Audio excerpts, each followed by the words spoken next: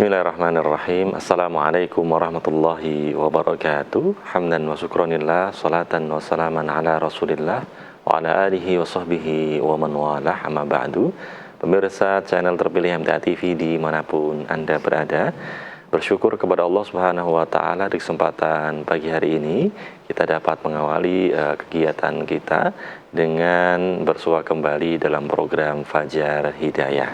Dan tentu saya tidak sendiri, telah hadir narasumber kita, ada Ustadz Sunarno. Kita sapa. Assalamualaikum warahmatullahi wabarakatuh, Ustadz. Waalaikumsalam warahmatullahi wabarakatuh. Sehat, Ustadz ya? Alhamdulillah sehat. Alhamdulillah sehat. Semangat di bulan Desember ini, Ustadz ya? Iya, iya. Dan insya Allah kita akan membawakan tema tentang tauhid, Ustadz ya? Iya. Pendidikan tauhid tepatnya. Iya. Dan nanti pemirsa dapat bertanya atau bergabung bersama kami baik di line telepon di 0271 679 3000 atau di WhatsApp SMS di 0811 255 3000. Dan di sesi pertama kita akan langsung saja ya pemirsa menyimak mukaddimah dari Ustadz Sunarno. Silakan, Ustadz. Ya.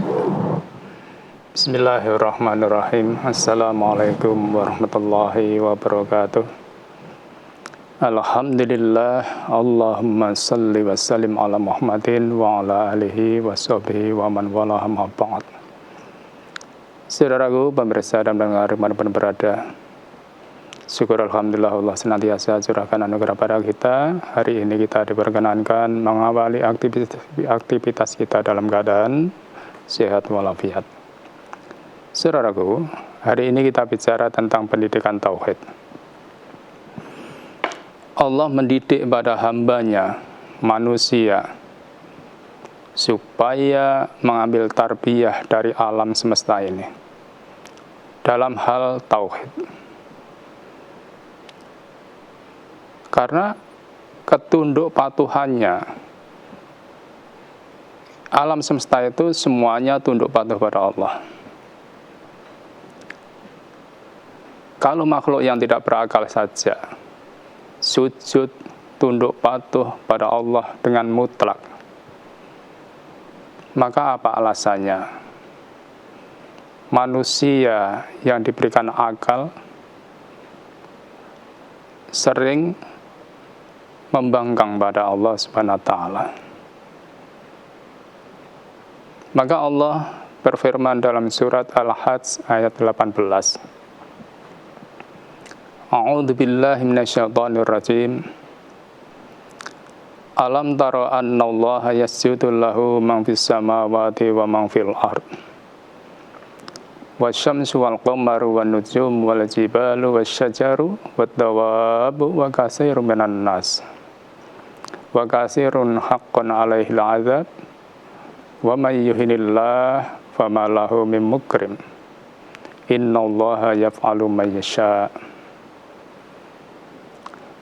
Alam tara annallaha yasjudu lahu. Apa kamu tidak perhatikan, hai manusia, bahwa bersujud kepada Allah, man fis samawati wa man fil ard, apa saja yang ada di langit, yang ada di bumi, ini semuanya bersujud pada Allah. Maka ayat ini menegaskan keagungan Allah, kekuasaan Allah terhadap alam semesta ini. Maka ayat ini mengingatkan manusia sebagai makhluk yang berakal supaya sujud tunduk patuh pada Allah Subhanahu wa Ta'ala.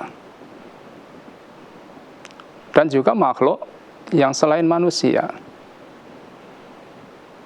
ini semuanya tunduk patuh pada Allah Subhanahu wa Ta'ala.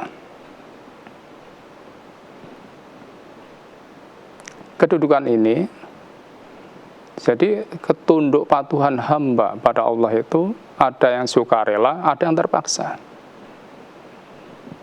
Lah kita sebagai manusia ini jangan terpaksa. Kemudian ayat tadi dilanjutkan. Wasyamsu wal qamaru wan nujumu wal jibalu wasyajaru wat dawabu katsirun minan nas. Kalau ayat ini kita urai, wasyamsu yasjudu lahu, kan begitu. Matahari itu sujud pada Allah. Maka jangan ada manusia yang bersujud pada matahari, haram hukumnya. Sujudnya pada Allah, jangan pada matahari. Wal qamaru, bulan, yasjudu lahu, bulan itu ya sujud pada Allah Subhanahu wa taala. Wan nujum, bintang-bintang sujud pada Allah Subhanahu wa taala. Maka jangan ada kita mempertuhankan bintang. Wal jibalu, gunung-gunung itu bersujud pada Allah Subhanahu wa taala. Wasyajaru, itu juga yasjudu lahu, sujud pada Allah Subhanahu wa taala. Maka jangan ada manusia menyembah pada pohon. Wat dawabu, dan binatang-binatang semuanya bersujud pada Allah Subhanahu wa taala. Wa katsirun minan nas, dan banyak dari manusia yang bersujud pada Allah Subhanahu wa taala. Nah, mudah-mudahan kita termasuk. Maka Ibnu Katsir dalam menjelaskan ayat ini, sujud adalah ibadah. Tentu ini bagi manusia. Sholat. Maka kalau manusia tidak mau sholat, itu manusia yang sombong. Kalau alam semesta, sujud adalah kepatuhan dan ketundukan, ya sesuai dengan fitrahnya. Karena semua makhluk tunduk pada ketetapan Allah, baik manusia maupun yang lain. Tidak ada satupun yang keluar dari ketetapannya, dari kekuasaannya, tidak ada.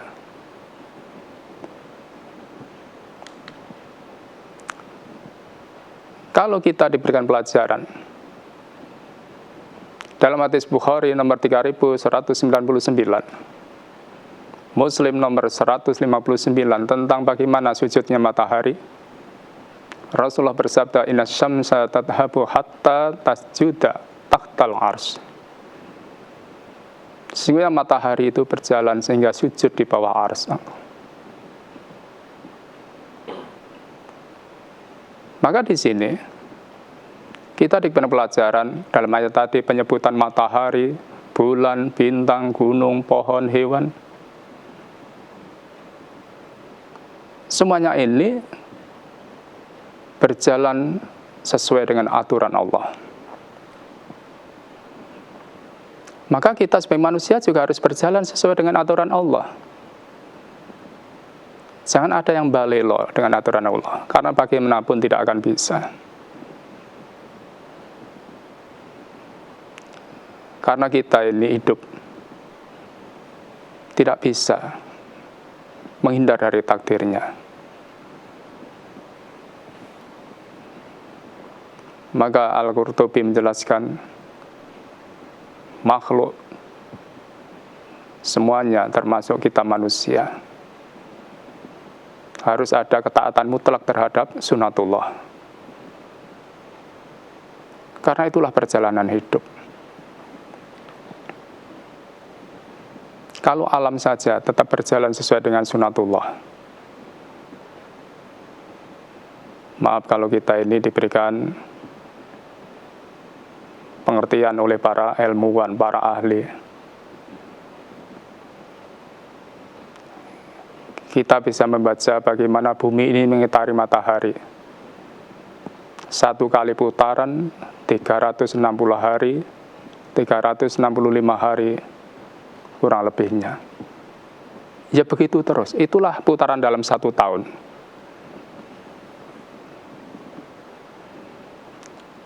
Begitulah bumi. Itu karena ketetapan Allah. Selama bumi itu berputar mengitari matahari, berputar seperti gasing selama 24 jam, itulah terjadinya siang dan malam. Begitulah Allah mengatur alam semesta ini. Ini kekuasaan Allah, nggak ada sesuatu yang lain yang bisa berbuat seperti ini. Maka kita ini sebagai manusia semakin mengagungkan betapa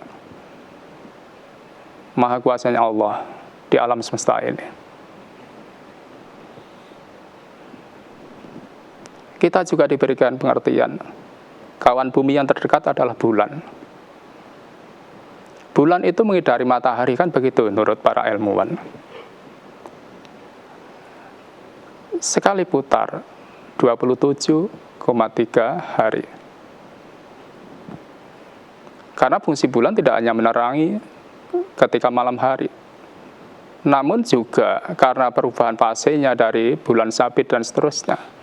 Maka disitulah kita mengerti kalender, tanggal. Ini semuanya Allah yang ngatur.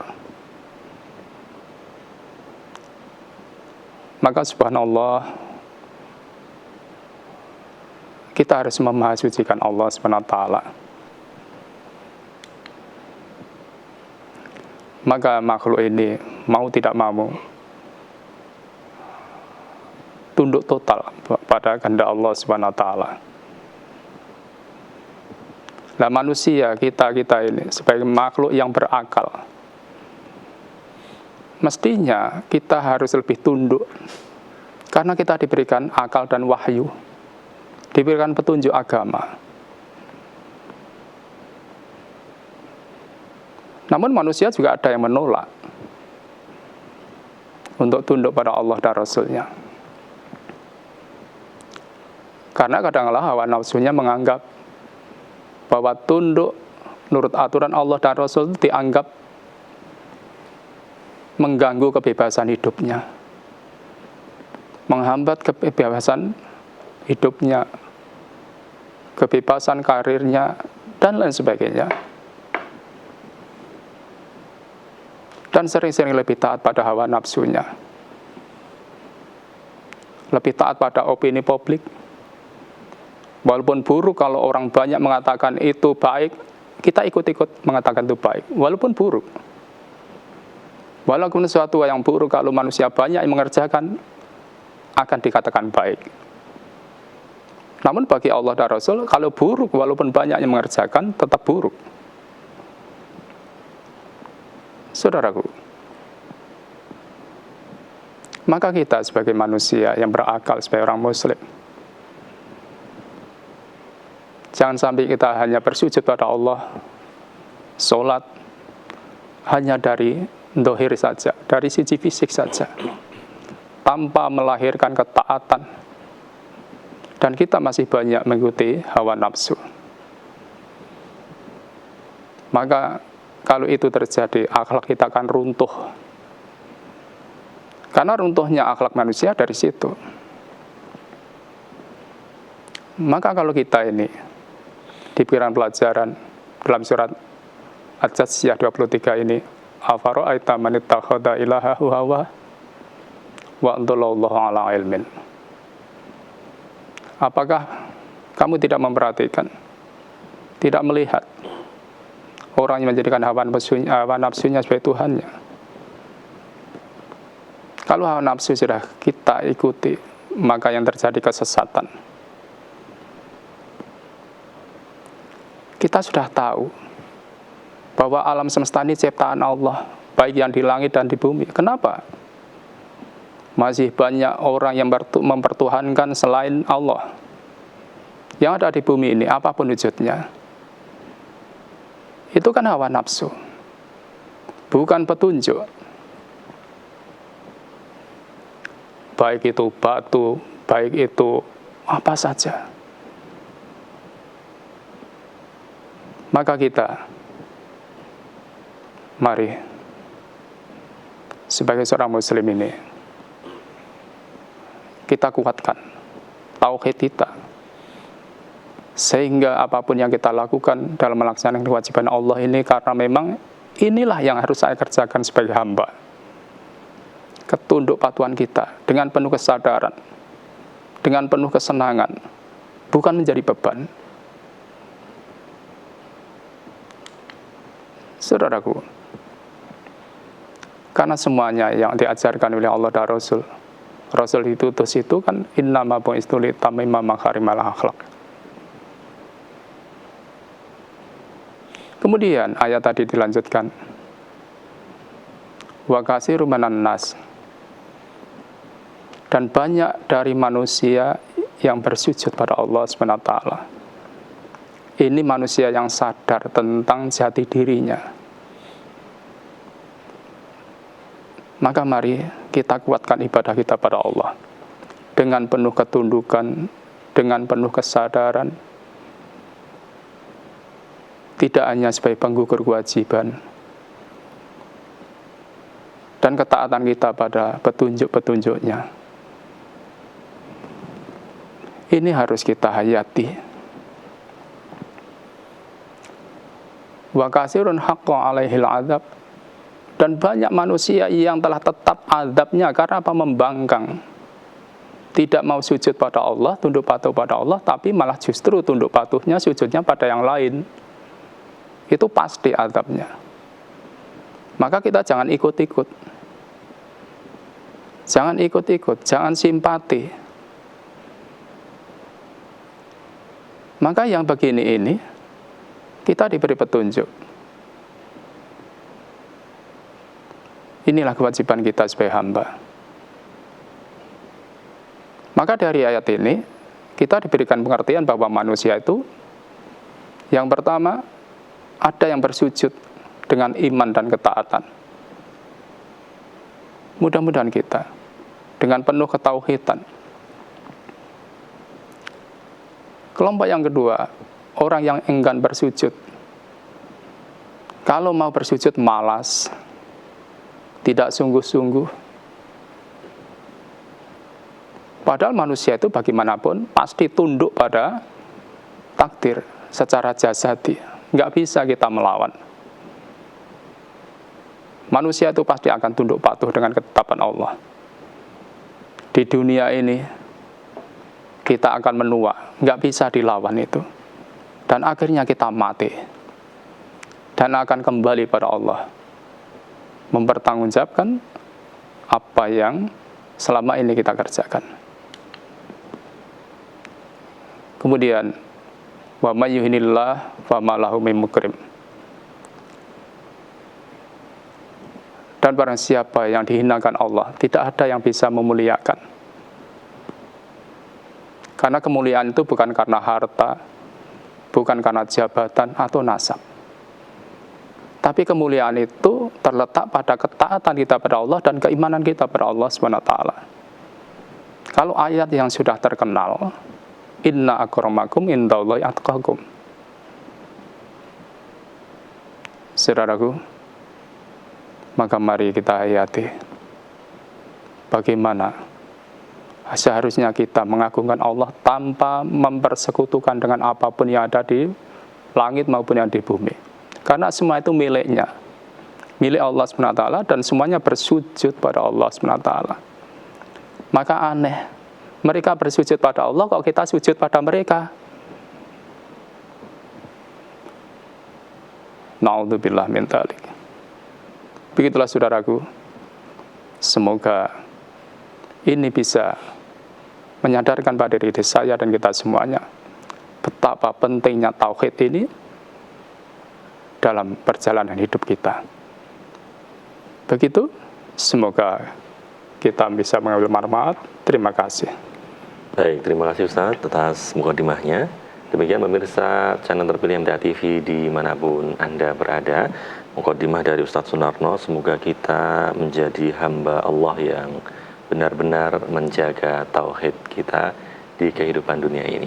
Dan nanti bagi pemirsa yang ingin bertanya bisa melalui line telepon di 0271 6793000 atau di WhatsApp SMS di 0811 255 3000. Namun sebelumnya kita harus jeda terlebih dahulu, jangan kemana-mana, tetap di Fajar Hidayah MTA TV.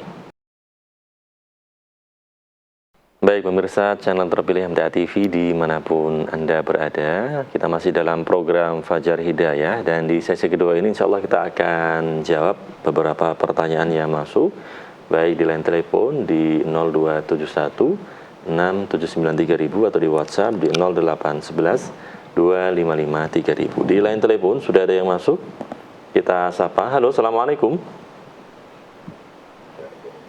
Halo, assalamualaikum. Waalaikumsalam warahmatullahi wabarakatuh. Dengan Bapak siapa di mana? Dengan Yahya di Kalimantan Barat. Dengan Pak Yahya di Kalimantan Barat. Silahkan Pak Yahya. Iya. Assalamualaikum Pak Ustadz. Waalaikumsalam warahmatullahi wabarakatuh. Monggo Bapak Yahya. Saya ingin menanyakan ini Pak Ustadz. Misalnya kalau kita berdoa di dalam sujud, misalnya kita nggak hafal bahasa Arab, terus memakai bahasa Indonesia, apakah itu harus dilafazkan atau di dalam hati saja Pak Ustadz? Atas jawabannya saya ucapkan terima kasih. Assalamualaikum warahmatullahi wabarakatuh. Waalaikumsalam warahmatullahi wabarakatuh. Silakan Ustaz. Bapak Yahya ya, jadi kita bersujud, kemudian berdoa. Kalau namanya doa itu ya kita ucapkan Bapak. Kita ucapkan. Kalau memang bahasa Arab tidak hafal, lupa karena bisa dengan bahasa kita sendiri. Kecuali kalau doa yang memang situ sudah ada lafaz baku dari selain Al-Quran, ya kita ucapkan doa itu. Nah kalau kita ingin berdoa dengan bahasa kita sendiri juga boleh. Karena Allah itu bukan hanya Tuhannya orang Arab. Yang penting dalam berdoa itu kita yakin, muqinun bil ijabah, yakin Allah akan mengabulkan doa kita. Jangan dengan hati yang kosong. Maka monggo kita banyak berdoa pada Allah Subhanahu wa taala karena kita memang butuh. Maka ketika dalam sujud kita berdoa dengan bahasa kita, boleh kita mohon pada Allah, kita ucapkan, tidak hanya di batin. Begitu Bapak, semoga bisa dipahami. Baik, demikian ya Pak Yahya di Kalimantan Barat. Di belakang Pak Yahya sudah ada yang bergabung. Halo, assalamualaikum. Bapak, semoga bisa dipahami. Halo, assalamualaikum. Waalaikumsalam warahmatullahi wabarakatuh. Dengan Bapak siapa di mana? Bapak Mustafa dari Kos Selatan. Baik, silakan Pak Mustafa. Assalamualaikum warahmatullahi wabarakatuh. Atas Narno. Waalaikumsalam warahmatullahi wabarakatuh. Monggo Bapak. Yes, semoga atas Narno bersama Mas Sofyan Ayubi. Semoga dalam lindungan Allah dan dalam keadaan sehat. Amin. Mohon tanya Pak Ustaz. Amin. Iya. Saya itu sebenarnya ingin menyampaikan Quran dan Sunnah kepada saudara-saudara kita ataupun tetangga kita. Yaitu dengan jalan saya nyata YouTube ataupun TV secara keras. Karena saya akan menyampaikan dengan cara lisan saya belum begitu mampu Pak Ustaz. Ternyata yang saya lakukan itu bagi saudara-saudara kita ataupun tetangga kita ada sebagian yang kurang senang. Jadi apakah yang saya lakukan itu termasuk saya itu orang yang kurang beriman Pak Ustaz? Karena orang yang tidak beriman itu mengganggu tetangga ataupun orang lain dengan perbuatan ataupun ucapan. Nah dengan cara yang macam itu dakwah saya secara TV dengan keras itu ada yang merasa terganggu Pak Ustaz. Bagaimana sikap saya ini, apakah termasuk orang yang kurang beriman Pak Ustaz? Itu saja yang saya sampaikan pada Ustaz Sunarno. Atas terjadinya saya ucapkan terima kasih. Wassalamualaikum warahmatullahi wabarakatuh. Waalaikumsalam warahmatullahi wabarakatuh. Nggih Bapak Mas, jadi kita memang dakwah itu wajib Bapak. Tapi kita dalam berdakwah juga diberikan pengarahan oleh Allah supaya kita menyeru ke jalan Allah ini bil hikmati wa mau'izatil hasanah, dengan cara yang hikmah, bijak, dengan pengajaran yang baik. Ini petunjuknya. Kemudian kita juga dalam berdakwah juga ala qadri uqulihim, sesuai dengan kadar kemampuan mereka. Nah kemudian karena kita ini berdakwah sekarang ini juga tidak hanya dengan lisan kita, bisa dengan media. Kita setelkan. Lah mereka merasa terganggu. Kalau dalam hal ini tidak termasuk. Yang penting mereka bisa dengar. Yang tujuan utama kita sendiri yang mendengarkan. Maka kalau merasa terganggu dalam hal mendengarkan dakwah, yang begitu itu di mana-mana. Maka kalau kita itu berdakwah, ada orang merasa terganggu, dalam artian karena menyinggung perbuatan mereka, merasa kena ayat, kena hadis, itu nggak apa-apa. Memang harus begitu. Termasuk diri kita sendiri. Maka kalau kita ini mendengar ayat-ayat Allah dibacakan, hadis-hadis Nabi dibacakan, kalau kita tersinggung, itu berarti kita akan merubah diri. Harapannya begitu. Jadi tidak apa-apa kalau itu. Yang penting ya tidak terlalu keras, kan itu ya. Tadi sekedar bisa didengar. Itu enggak masalah, Bapak. Memang dakwah itu ya begitu. Awalnya merasa terganggu, tapi nanti setelah dirasakan, ya apa yang didengar tadi, orang bisa tertarik. Bisa tertarik dan bisa merasakan apa toh yang disampaikan itu. Ingin mendengarkan. Lah mudah-mudahan yang begitu itu menjadi sarana media kita dalam berdakwah. Begitu Bapak, semoga bisa dipahami. Baik, demikian ya Pak Mustafa di Oku Selatan. Kita beralih ke WhatsApp ini Ustaz, sudah banyak sekali pertanyaannya masuk. Di Pacitan ada Ibu Nani, beliau bertanya nih Ustaz. Ustaz, mohon bertanya, mandi Jumat dengan mandi janabat itu apa sama Ustaz? Iya. Itu Ustaz. Iya. Jadi ya Ibu ya, tentang mandi Jumat dan mandi janabat. Jadi tentang mandi Jumat dulu ya.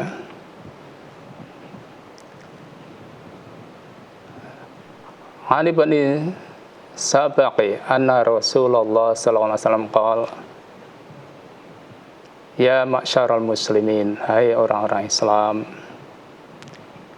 inna hadza yaumul jum'ah, hari ini adalah hari Jum'ah,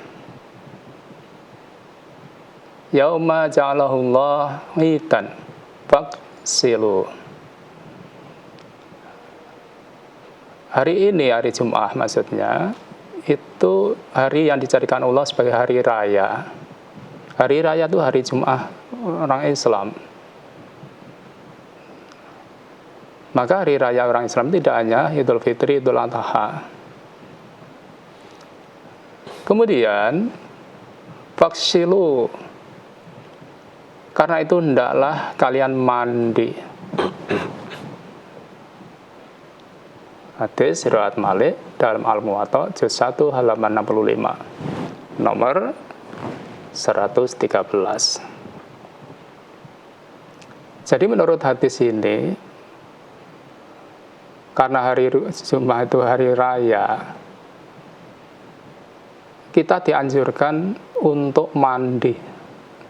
Mandi itu lebih utama karena kita akan berkumpul dengan orang banyak, keramas dan sebagainya. Jadi mandi Jum'ah adalah lebih utama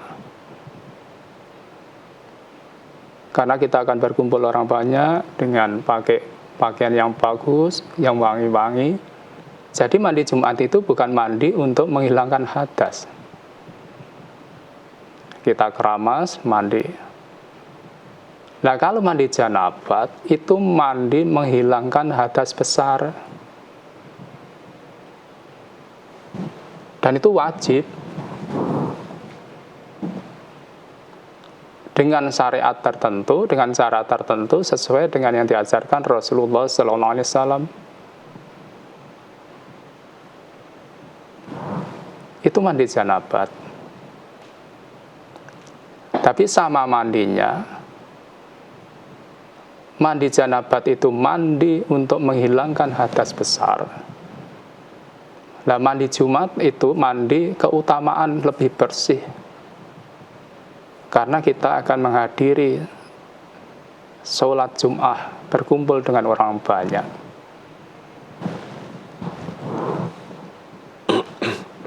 Itulah sama mandi, sama istilahnya, kalau Jum'ah juga keramas juga, tapi tetap wudu. Nah, kalau mandi Jum'ah, mandi janabat, itu syariat dari depannya, terus kita lakukan, maka jangan sampai kita nggak paham mandi Jumat, karena itu mandi menghilangkan hadas besar. Maka harus kita paham betul sebagai seorang muslim. Begitu, semoga bisa dipahami. Baik, demikian ya Ibu Nani di Pacitan. Kemudian dari Ibu Siti di Colomadu, Karanganyar. Ustadz, mohon izin bertanya, sulam bibir atau merubah bibir menjadi merah tetapi tidak permanen, hanya bertahan beberapa bulan, apakah sama dengan mentato alis atau merubah ciptaan Allah ini, Ustadz? Bagaimana hukumnya ini, Ustadz? Ya, kalau kita seorang muslim nggak usah ikut begitu. Nggak usah begitu. Ciptaan yang Allah sudah berikan pada kita itu yang terbaik. Jangan merasa kurang baik sehingga kita rubah-rubah sendiri. Maka kita syukuri. Ya, kalau kita ingin bibirnya merah, ya kan ada alatnya. Pakai memerah bibir kan gitu. Kan sama-sama tidak permanennya juga. Jadi nggak usah ikut-ikut sulam bibir dan sebagainya. Begitu, semoga bisa dipahami. Baik, demikian ya Ibu Siti di Colomadu, Karanganyar. Kemudian dari Pak Mulyono di Mataram. Ustadz, bolehkah uang zakat mal disalurkan ke saudara-saudara kita yang terkena musibah bencana alam, Ustadz, seperti di Sumatera? Mohon penjelasannya, Ustadz. Iya. Jadi zakat itu kolomnya ada 8 itu. Ada 8 itu. Maka kalau kita ingin menyumbang, ya jangan diambilkan dari zakat lah. Kita sumbang, jangan diambilkan dari zakat. Dong, zakat itu bukan milik kita, ya sudah kita salurkan sesuai dengan jalurnya. Nah, kalau kita ingin menyumbang, ya lain dari zakat itu. Lain dari zakat itu. Jadi zakat itu sudah ada alurnya. 8 golongan itu. Maka tentunya karena ini musibah kan tidak mungkin akan dicukupi dengan zakat. Zakat berapa tahun sekali, bulan sekali. Karena ini kepentingan mendesak. Ya mari kita sumbangkan apa yang kita miliki sebagian. Kita kumpulkan. Begitu, semoga bisa dipahami. Baik, kemudian dari Pak Sahid ini saat di Purwakarta. Ustadz, menyerahkan zakat penghasilan itu apakah sama saat menyerahkan zakat fitrah nih, Ustadz? Maksudnya doanya apakah sama, mengucapkan Allahumma sholli alaihim dan seterusnya nih, Ustadz? Ya sama. Kalau kita yang menerima, doakan itu. Doakan itu kan doa itu. Allahumma sholli alaihim. Jadi kita doakan. Itu sunnah yang diajarkan pada kita. Setiap kita menerima saluran zakat. Begitu, semoga bisa dipahami. Baik. Kemudian dari Pak Boni saya di Grobogan, Ustadz, menghalangi jalan itu kan dosa. Lalu bagaimana dengan para pejabat yang membiarkan jalan tetap rusak sehingga membahayakan masyarakat ini, Ustadz? Ya, jadi kalau istilah menghalangi jalan itu, kita duduk-duduk di jalan, mengganggu jalan, atau kita menaruh sesuatu di jalan sehingga menghalangi bagi orang yang lewat. Nah, kalau jalan rusak, ya diperbaiki. Diperbaiki. Kalau jalan rusak itu, terutama kan ya yang berwenang. Itu tugas mereka. Maka ya diusulkan supaya diperbaiki. Itu amanahnya. Untuk memperbaiki jalan-jalan yang rusak. Itu kan bagi yang memangku amanah itu. Jadi kalau yang namanya mengganggu mengganggu jalan, ya kita jangan. Ini untuk kita. Jangan suka duduk-duduk di jalan, menaruh kendaraan di jalan sehingga mengganggu orang lewat, orang nggak bisa lewat. Itu dosa. Nah, kalau masalah urusan jalan, kalau mereka yang berwenang tidak memperbaiki, ya mereka dosa. Karena itu kewajibannya. Dan dananya ada. Dananya ada. Begitu, semoga bisa dipahami. Baik, demikian ya Pak Boni di Grobogan, sekaligus menjadi pertanyaan terakhir Ustaz di kesempatan pagi hari ini. Terima kasih atas materi dan ilmu yang telah disampaikan. Semoga bermanfaat bagi pemirsa sekalian Ustaz ya. Insyaallah. Baik, terima kasih Ustaz. Assalamualaikum warahmatullahi wabarakatuh. Waalaikumsalam warahmatullahi wabarakatuh. Baik pemirsa channel terpilih MTA TV dimanapun Anda berada, demikian program Fajar Hidayah di kesempatan pagi hari ini. Terima kasih atas perhatiannya dan mohon maaf atas segala khilaf. Subhanakallahumma bihamdika asyhadu an la ilaha illa anta astaghfiruka wa atubu ilaik. Assalamualaikum warahmatullahi wabarakatuh.